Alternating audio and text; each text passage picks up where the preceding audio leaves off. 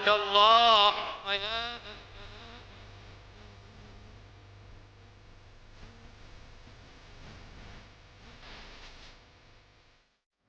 ليلة القدر علامዎች አሏት ምልክቶች አሏት እነዛ ምልክቶቿ ምንድናቸው ሁለት አይነት ምልክቶች አሏት ሙቃረነ አብሮ የተቆራኘ የሆነ ዓላማ አላት ላሂቃ ከሌሊተል ቀድር ከተከሰተች በኋላ የሚታይ የሆነ ምልክት ደግሞ አለ ሌሊቱ ላይ የሚከሰትና ሌሊቱ ካለፈ በኋላ የሚከሰት ምልክት ማለት ነው ሌሊቱ ላይ የሚከሰቱ ምልክቶች መሐከል አንደኛ ሌሊቱ ብርሃኑ የተነከረና ማብራትነቱ የተነከረ የሆነ ሌሊት እንደሆነ ተጠቁሟል ይሄ በተለይ ከተማ ላይ ያልሆነ ሰው ብርሃን ማብራቶች የሌሉበት ቦታ ላይ ያለ ሰው ሊመለከት ወይም በረሃ ምናምን ያለ ሰው ሊመለከተው የሚችል ነው ሌላው ላያስታውቀው ይችላል ሌሊቱ ሌሊት ነው ላኪን ብርሃኑ የተነከረ ነው ኑሩ የተነከረ የሆነ ሌሊት ነው ሁለተኛ ጡማእኒና القلب ሰዎች ቀልብ ላይ ጡማእኒና ሙእሚኖች ማለት ነው ሙእሚኖች ቀልብ ላይ ጡማእኒና እርጋታ ይኖራል እንሽራህ الصدر የልብ መስፋት ደረቱ ይሰፋል ቀልቡ ጡማእኒና ራሃ እርጋታን ያገኛል ሙእሚን ሌሊቷን ያችን ሌሊት ማለት ውስጡ እርጋታ ስሜት ይሰማዋል ሌላ ጊዜ ከሚያገኘው በበለጠ ማለት ነው ሶስተኛ እንደነ ዑለሞች እንደተጠቀሱት ሪሃ ወይም ንፋሷ የሌሊቷ ንፋስ የተረጋጋ ይሆናል የተረጋጋ እነዚህ አዋሲፍ ምናምን ከባባድ የሆነ ንፋስ አይኖራትም ሌሊቷ ላይ አራተኛ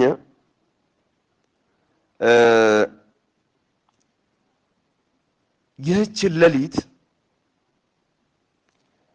ሊያሳይ ይችላል አንድ ሰው በህልሙ ሊያይ ይችላል ያቺ ሌሊት መሆኗን ማለት ነው ለባዕድ ሷሊሒን እንደተከሰተው ማለት ነው ለሰዎች ያን ሌሊት በህልሙ ሊያሳያቸው ይችላል አላህ Subhanahu Wa Ta'ala ሌላው አምስተኛ ስለዚህ ሊያቅ ይችላል አንድ ሰው በህልሙ ለይለቱል ቀድር እንደሆነች አላህ ሊያሳውቀው ይችላል ሊያሳየው ይችላል አምስተኛ አንድ ሰው በዛች ቂያም ያንን ቀን በመቆም ለይለቱል ቀድር ለዛ ያገኛል እርካታ ነሻጣ ያገኛል ሌላ ጊዜ ከሚያገኘው በላይ እነዚህ ዓለሞች የጠቀሷቸው ናቸው ከተለያዩ ሐዲሶች ላይ استنباط አድርገው ኢማም ኢብኑ ዑሰይሚን ረሂመሁላህ الشرح الممتع ኪታባቸው ላይ ጠቀሷቸው ማለት እነዚህ ሌሊቱን የሚከሰቱ የሆኑ ምልክቶች ናቸው ሌሊቱን የሚከሰቱ ከነጋ በኋላ የሚከሰቱ የሆኑ ምልክቶች ደግሞ ፀሐይ ስትወጣ ምንም አይነት ጨረር የሌላት ከሌላው ጊዜ በተለየ መልኩ ጨረር የሌላት ሆና እንደምትወጣ የሚጠቁም ሐዲስ መጥቷል ጥርት ያለች ሆና እንደምትወጣ ማለት ከሌላ ጊዜዋ ዓዳዋ ተለምዶ ወጣ ባለ መልኩ ይሄ ላሂቅ የሆነ ምልክቷ ነው ከዛውጭ በአይን የሚታይ የሆነ ኮከብ ወይም የሆነ ሰንጥቆ ሰማይን የሚመጣ የሚታይ ነገር የለም ለይለቱል ቀድር የሚባል የሚታይ ኮከብ አይደለም በህልሙ ናም እንዳልነው በህልሙ አላህ ሊያሳውቀው ይችላል ለይለቱል ቀድር እንደሆነ ያ ሌሊት ከዛውጭ በአይን የሚታይ ምልክቶቿ እንደዚህ የጠቀስናቸው ምልክቶቿ እንጂ ለይለቱል ቀድር የምትባል የሆነች የምትታይ ነገር አይደለችም አንዳንድ ዓለሞች ሌሊቱን ምንም ውሻ አይጮህም ብለው ይጠቀሱታሉ ይሄ ግን አልሰበተም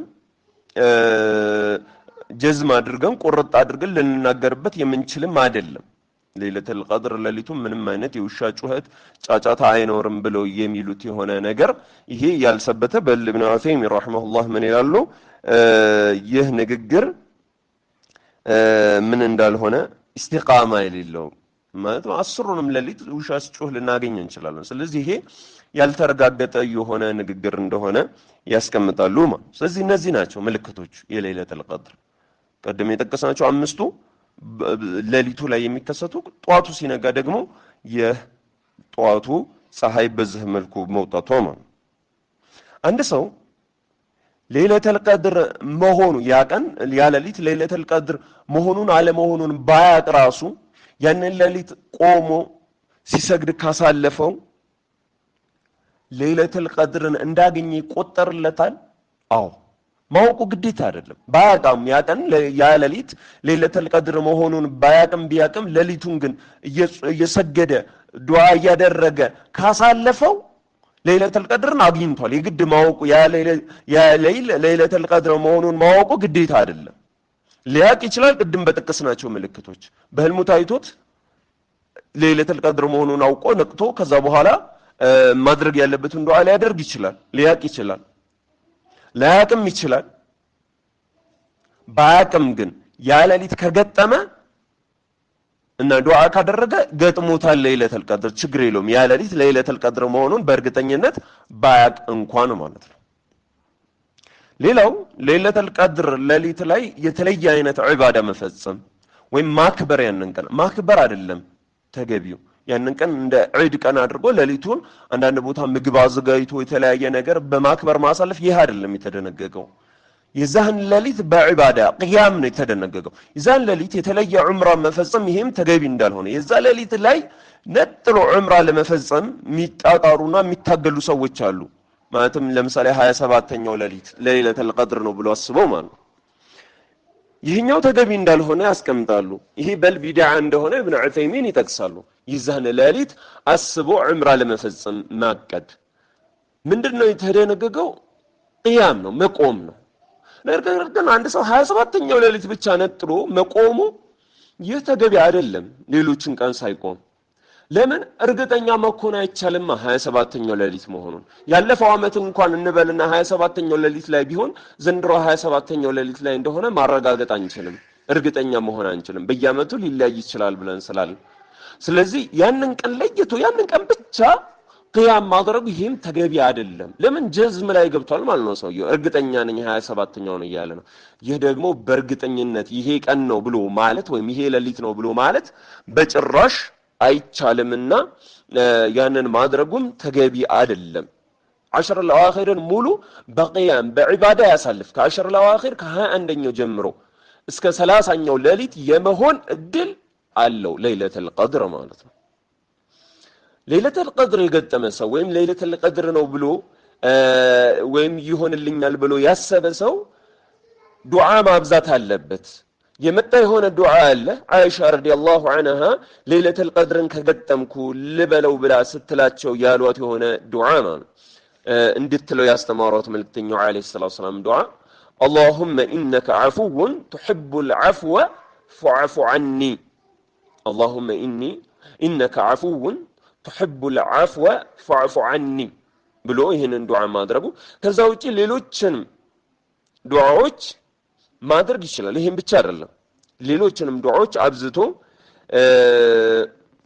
መጠየቅ ብዙ ነገር መልእክተኛው ዐለይሂ ሰላቱ ወሰላም ليسأل أحدكم ربه حاجته حتى شراك نعله عند ሰው ያለውን ሐጃ እንዳለ ጌታውን ይጠይቅ ስለ ጫማ ማሰሪያው እንኳን። ስለዚህ በማጠየቅ ላይ ምንም እንዳታፍሩ፣ የፈለጋችሁትን መጠየቅ ትችላላችሁ። ትዳር ማድረግ የፈለገ ሰው ስለዛ መጠየቅ ይችላል። ቤት መስራት የፈለገ ሰው ስለዛ መጠየቅ ይችላል። ወይም ትምህርት ማለፍ የፈለገ ሰው ስለዛ መጠየቅ፣ ስራ መቀጠር የፈለገ ሰው ስለዛ መጠየቅ፣ መኪና መግዛት የፈለገ ሰው ስለዛ መጠየቅ፣ ስለፈለገው ነገር ልብስም የቸገረው ሰው ልብስንም መጠየቅ ይችላል። حتى شراك نعله መልእክተኛው ዐለይሂ ሰላቱ ወሰላም ያንን እንኳን ይጠይቅ ያሉበት የሆነ ሐዲስ አለ። ማለት የፈለገውን ነገር መጠየቅ እንደሚችል ማለት ነው። ስለዚህ በርግጥ ስንጠይቅ ተለቅ ያለ ነገር ከፍ ያለ ነገር መጠየቁ ተገቢ ነው። ትንንሽ ነገርን መጠየቅ የለብንም። አላህን ስንጠይቅ ትልቅን ነገር አብዝተን መጠየቅ ተገቢ ነው። አላህ ገኒይ ስለሆነ ሁሉን ማድረግ ስለሚችል ማለት ነው። ይህ እንግዲህ በአጠቃላይ ለይለቱል ቀድርን የተመለከቱ መብሐቶች ናቸው። አላህ ሱብሓነሁ ወተዓላ ይበልጥ አዋቂ የሆነ ጌታ ነው። በሰማነው የምንጠቀም ሁላችንንም ያድርገን። ወሰለላሁ ዐላ ነቢይና ሙሐመድ ወዐላ አሊሂ ወሰሕቢሂ አጅመዒን።